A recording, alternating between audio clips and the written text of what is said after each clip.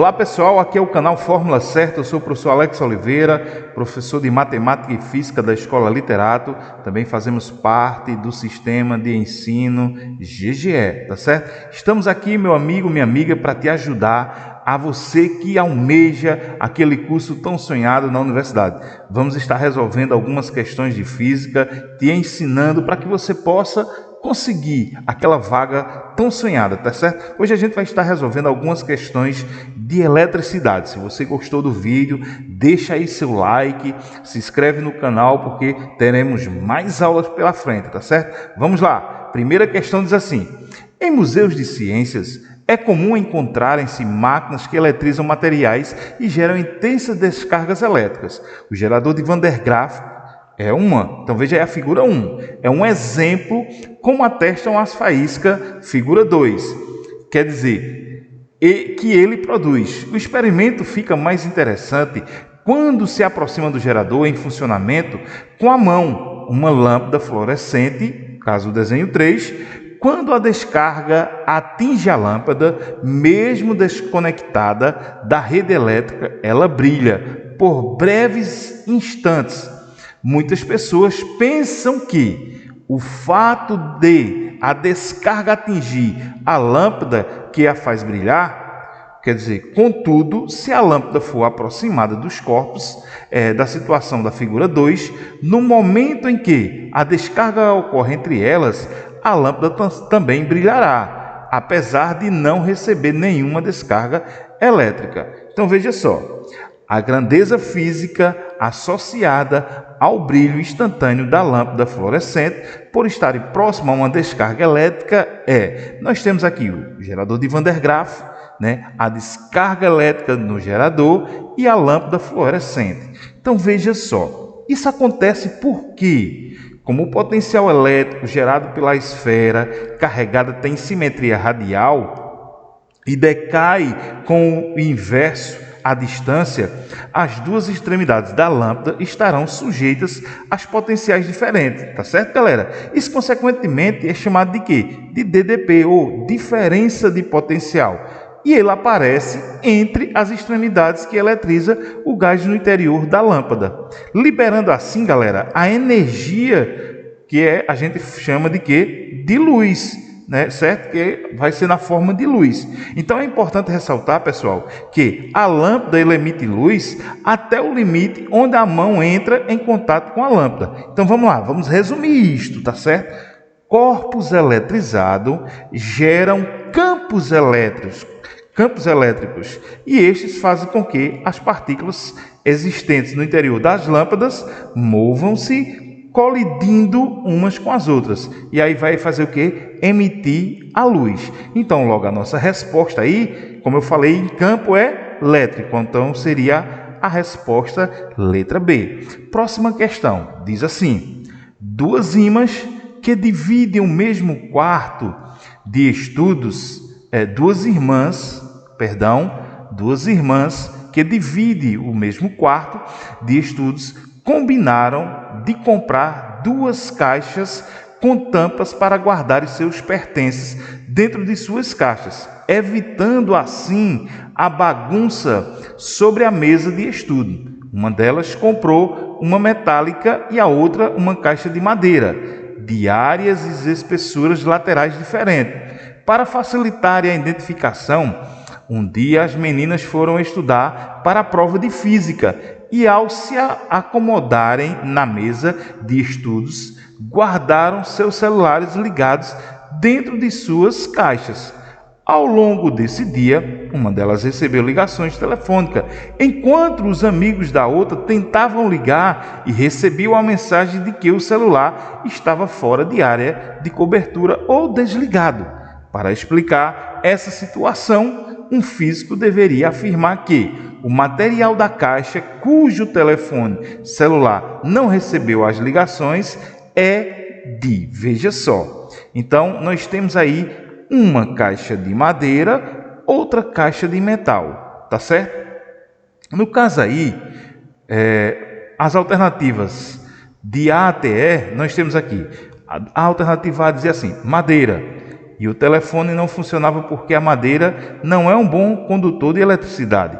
Metal. E o telefone não funcionava devido à blindagem eletrostática que o metal proporcionava.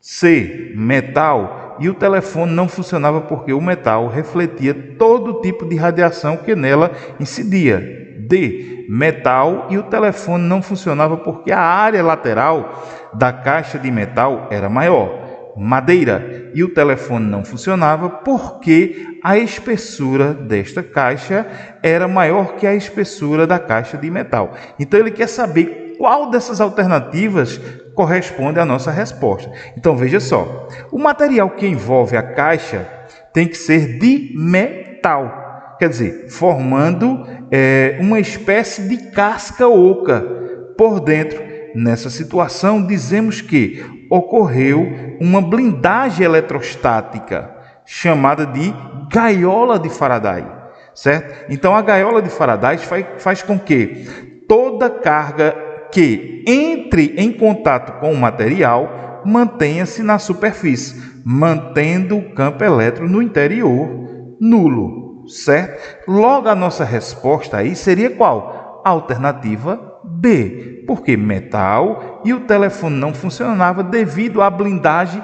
eletrostática que o metal proporcionava. Então, essa é a nossa resposta, tá certo? Mas veja só, vamos fazer aqui uma recapitulação. No exemplo de Faraday, foi utilizada uma gaiola metálica que era eletrificada em um corpo dentro da gaiola.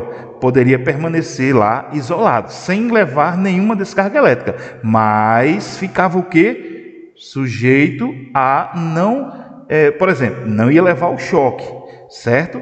Mas a gaiola estava toda eletrizada. Então, esse experimento foi conduzido por Michel Faraday para demonstrar que uma superfície condutora eletrizada possui o quê? Possui campo elétrico nulo em seu interior, dado que as cargas se distribuíam de forma homogênea na parte mais externa da superfície condutora, o que é fácil de provar com a lei de Gauss, tá certo? Como, por exemplo, podemos citar o quê? Gerador de Van der Graaf. Por isso que ele utilizou aí na questão anterior, falou aí de quê? Gerador de Van der Graaf, tá certo? Então, a nossa resposta, eu vou colocar aqui essa gaiola, para você ver que tudo está ao redor, tá certo?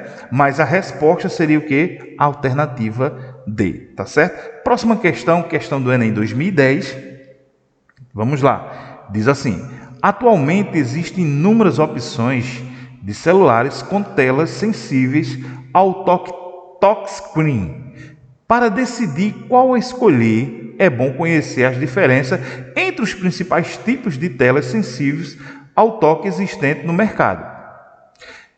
Existem dois sistemas básicos usados para reconhecer o toque de uma pessoa. Significa dizer que o primeiro sistema consiste de um painel de vidro normal recoberto por duas camadas afastadas por espaçadores. Uma camada resistente a risco é colocada para cima de todo o conjunto. Uma corrente elétrica passa através das duas camadas enquanto a tela está operacional. Quando um usuário toca a tela, as duas camadas fazem contato exatamente naquele ponto. A mudança no campo elétrico é percebida e as coordenadas do ponto de contato são calculadas pelo computador. No segundo sistema, uma camada que armazena carga elétrica é colocada no painel de vidro do monitor.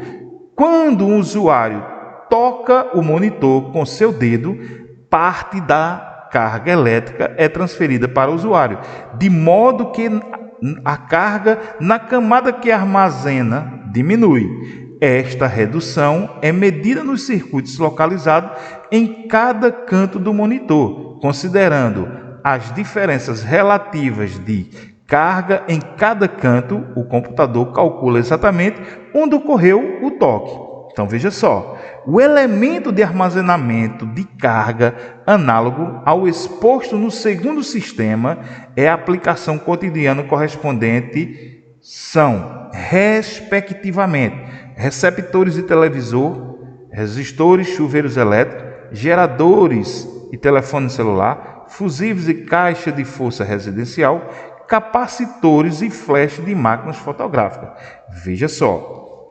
Receptores são dispositivos que convertem a energia elétrica em outro tipo de energia. Resistores são dispositivos que podem transformar energia elétrica em energia térmica, quer dizer, por meio de intermédio do efeito Joule. Tá certo, galera? Assim como restringir a corrente elétrica em um circuito. Geradores são dispositivos que convertem uma energia em energia elétrica. Fusíveis são dispositivos responsáveis por proteger o circuito caso ocorra uma sobrecarga, o que evita a danificação de equipamentos eletrônicos. Capacitores são dispositivos que armazenam cargas elétricas em energia eletrostática e elétrica. Então, qual seria deles? Veja que eu fui falando sobre cada um. Então, a resposta, de acordo com o segundo item, seria qual? A alternativa essa seria a nossa resposta.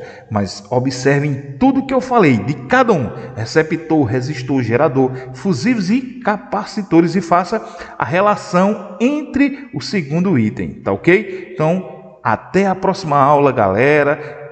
Estuda, quer passar no Enem? Resolve questões do Enem, tá certo? Valeu, um abraço a todos. Se gostou, deixa seu like, se inscreve aí no canal, tá certo?